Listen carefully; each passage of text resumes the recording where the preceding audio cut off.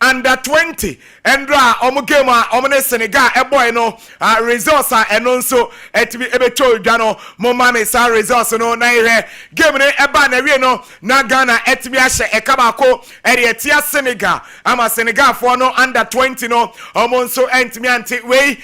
under 20 African Cup of Nations ekoso ewo Egypt and Ghana ye second game my boy no yetimi ewini game no na Abrante friend Emmanuel Mensah on the nyago erima Ghana momame Emmanuel Mensah enso ego no na yehe Abrante no passa Jeffrey Efriye enso etimi edemana odebo no eto atrem eno ene boama Ghana enso etimi edi nkunimti Emmanuel Mensah ego na ononso etimi ehye edema Ghana eno no sabre table no ye ready after 2 games no say the table no enso esify DR Congo omabo 2 matches omo 4 points and offensive Ghana about 2 matches yenso ye were 4 points Senegal e 1 point and offensive Central African Republic omonso e 1 point area ni mu say ye last game Ghana and Central African Republic Ebobono yebetimi edin kunim na no so etimi aboy amaya qualified to the next stage of the competition and also ensema ye boche ediama na endra Sompa TV Sompa Sports yes say yenkuku ne enkaka ekopiemu ewo Sandy Football Club Academy and also ewo Kumasi Tafria na mama me Sandy Football Club Academy endra omonso video sinibi na yehe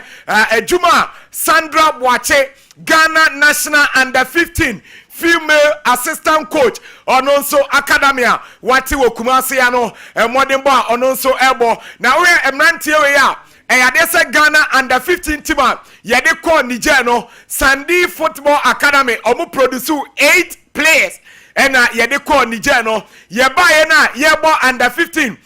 school games ewo Ghana ha no ni 3 players omu nyina na omu ye starters na ye ne Sandra enso edin komo ona eye assistant coach enso edema Ghana ye national Under 15 team no ye busanze Sandra na se obi nim Sandra Boache kra ebre dikan a oti no akwanya no anase ahyase no sei ena esifa akoye Sandra Boache ababa obia o si so no ball na no ball afi no nkra brim but na satam o so no na edin oba be ma no penti no e man the football no one share starting ntem o school to be secondary school no and san oba ball because na on pe edin oba be ma because that time now ball na e fra oba be ma and Sandra Boache na on pe ti o be secondary school no den ho join a club and san was started the football career no at that time you know den ho ball club and no bonya no o team. I say coaching no ni so since 13 years. Na coaching no ni so say obobo no. Ti no. Obobo ni nyina no o woni team. A no a coach. Throughout the football career no we polytechnic now. A friend national team no start ball national team under 17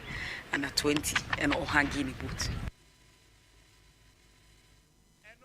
Sandra Boache national Under 15 assistant coach omo and school games eba so ewolegono omo etimi ekoje ye na Sandra Boache enyoma oye no kromia no ano de ye pa onim se Milo games eba so last 2 years ago ono and the Sims enso eje ye ni following year one omo eko finals and okes eje free omo nsem na enkwada na omo eye training no bako miensa no omo ka U15 team ni ho a ye ni omo din komo 930 goal scorer anase goal king ono nso ye neni bedin komo na afenso ye hu sede enoma no enso esifa ekoye na national Under 16 omo call up no enso etimi abetodwa mo be mame na afenso ye din komo abrantia ye friend John Annan our soccer intellectuals Abbas Muhammad our Accra Rocket and afenso Steven Na enso our Juventus Academy Gabriel Donyina enso our Great Warriors and afenso Isaac Bafo ononso ewo Rosa Academia and afenso Ernest Ofori ewo Great Somers and afenso Eric Edu Jemfi ononso ewo Ashanti US and Benjamin Hansen ononso ewo Atram Divisi Abrantia friend Benjamin Baye ewo Ashanti region U15 team nim ɛna afei nso Kumase abranteɛ friend Kusi Rocky enso ɛwɔ Glolam Academy Wisdom Nyanteki ɛna afei nso abranteɛ yɛ friend Hamza Idrusu Michael Awusi Awuli ɛna afei nso Desmond Kolote Prince Amwako ɛna afei nso Michael Boache anase Mark Boache Menes ɛna afei nso Emmanuel anase Samuel Maya ɔno nso ɛwɔ Tamale Victory Stars ɔmo nyinaa ɛyɛ players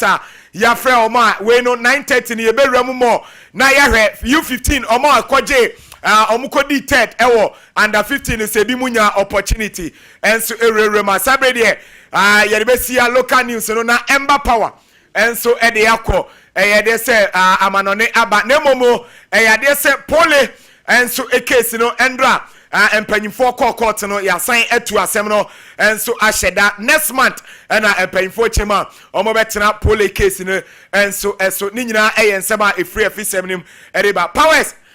Barcelona for sɛ ɔmo kɔ qualify yɛhwɛ na ohwɛ ɔmo yi deɛ asɛ wodo na asi fam bi sei sɛ me as an Arsenal fan deɛ American ho yɛ kyena deɛ no until the match with the interest be any baby. The other qualify baby no. See a qualifier we are ready for them. Okay. You ever heard like me man? We are ready for them. Okay. But we say we are ready for them nature say mo ma qualify. Oh yeah, we qualify. Arsenal qualify. Arsenal qualify. Echina. Arsenal be qualify. Hey, Grace Muti o mo do mo investors o. Arsenal be share 1-0. The game na kwen nim na you mo free. Enti Grace Muti o mo mfa kakra go to achi. Arsenal be share 1-0. Ozay. Grace. Dem say wo de o your sofo nti no kasa e carry weight. Enti we no we say Arsenal be share 1-0. Enti Grace ne Ransford moon. The game na kwen nim. Okay. Na Arsenal you mo free. We dey be pe kakra gu so. A Barca Arsenal final, a repeat of 2006. A Barca Arsenal final. Na che say nenso Barca qualify. Barca be qualify. Barcelona be qualify. Powers. Among for any sika se mo bon fe ni agro say Barcelona be qualify. Okay, any ebe. But I mean cancer will be for sika go to Grace way pacho. I mean cancer for sika to so. Grace e biem krada da o. Ono o kan ya no biem o. Me cancer on for sika. Into 100 chairs was. O wi a o mra office no meje the final results no. Yenye sa. Okay. We dem am come on him. Mate for that. Enti eno eye ensam kakra efiri ho to twa ena no pe no nti obeton ye e wo Sompa television so again Sompa 93.1 Facebook platform no enso eye Sompa 93.1 on Facebook o join this morning e wo tip off no so na etumatin komo na bibia so etuma koso nti munsom e wo MCR na ye nidi komo na bibia so etumen koso mami obobo kwa ne tadi Barcelona ndro o mu training na e koso enumre no ogusepe eye mieza ne pato Zero eno ayede koso nti we ye team passa wo mu trainer koso masa na no oten enya sam keso se according to wura den adi hands data flick or say a team no aye set bibian so atimi koso se no players no and not to say your powerhouse ebeka ho nsam ofiare ma yetie for say Alejandro Balde or no ankwani the key player went to anya available with son say Robert Lewandowski and players are coming na no obian so tumi tu kwa no acha so mu hwe no se numre no bibian so betuma koso edema the program e boboko no aye the blue and red boss boboko no and anso yan so many so totwa na winim say eno game no anso be koso na ten no press conference opinion thing anso Dani Omo and the coach your friend Hans Data Fleek and the cook PM by before so press conference because no Rafinha edin komo bebre mam Rafinha and some ojetuja and your coach now number 1 near a see Fleek is someone who cares about all the players coach ni ye nimpa ba ko a odwene obia ho emre be ba na so ono ankasa ne career no as a toki a nose dive se mpono as a career ni sini trase eno man so dem kwa yi emfama no ba ho wa coach no etum ene ne team komo ehwe no nkra ni ata no ayata ba kwa na ohunu bita onhia bita agwo ne for ni playing career no so mo or say I noticed this when Victor Roque left. Flick went to talk to the club's management to find out his situation and was talking to him. And the player no and so a boss o player na o free club no ma kwani atenom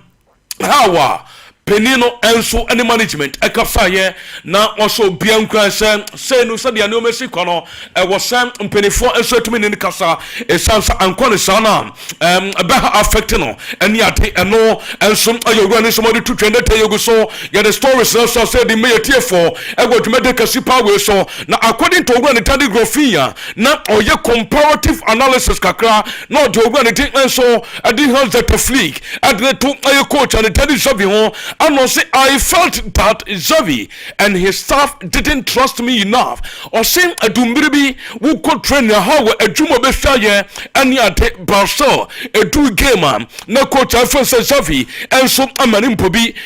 or 60 minutes performance ni 100% crown so Xavi be yin afrim na se jitem answer any ho enti oye na dwen san ko be free pass bobo kwenmo enso atumiako cho sam openia anything ade hand that Africa ya as o given encouragement or sending crying onya total confidence enso agwono somo en oyo ne somo de brenda tayo so joining was Sompa 93.1 e wo Facebook ne so ndin komo me fanto obia nim se hands eye data flick enso tenase or den some bebre tutwa and also we give our everything on the pitch to reach the final and another yes suffer person mu yebia no wo mo be yes de be ya metuma ko final no na bibia so tuma kama na ne coach nsama ono so tumi de tutwa and e wo so mo fatem ana so mo fansuom be bia wo so mo fa no mo tumi to final no according to a coach so my ready wo metum aye shot no but also the two manim so net no wo aya analysis thought analysis for the mistake mo ye our first leg no mo or see as a staff we analyze everything. Sometimes it is positional error or sometimes any other thing and then we rectify those mistakes if we goalkeeping to the defense and committed to attack according to coach no on Sunday we rectify all those mistakes and coach in somebody to try and not tell you so don't somehow turn at the MTA for I go to make a way so afi yes keep on name kwatani omo na yentia no so nkomo kakra e sansa tutu no e baba na 4 time 9:30 so me pa choma mitano omo na mindi no nkomo ano so okoba would yentia we yentia in some way yentia no ni yamra ne metwa so with pleasure to the mood is good is confident with we I think we just can't wait for the game to start. We feel ready, motivated and yeah, with pleasure to come to the game and to achieve the pass to the final.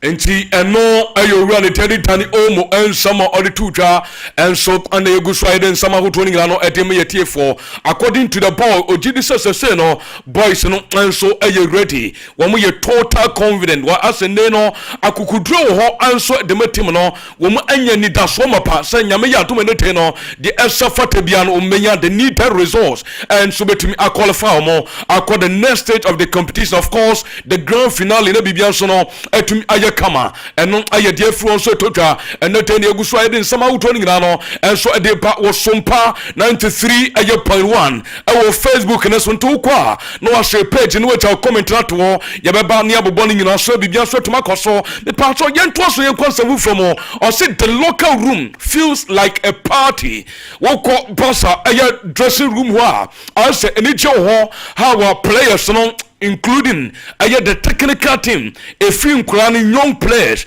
the veterans, and also Penifono, Bibia and so Koso between Womo, a Domapa, and so club